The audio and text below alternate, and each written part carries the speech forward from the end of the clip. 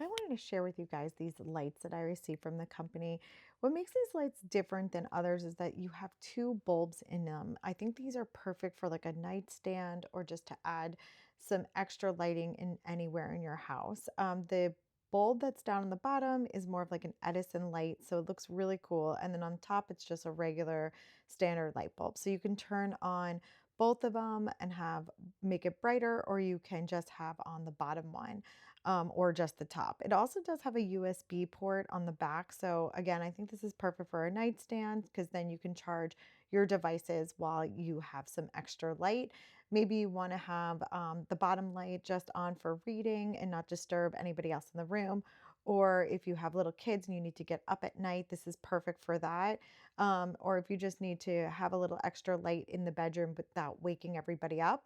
I also right now have it in my dining room because I think the design on it works with so many different houses and styles, and I really like the way that the iron looked in my dining room with my windows.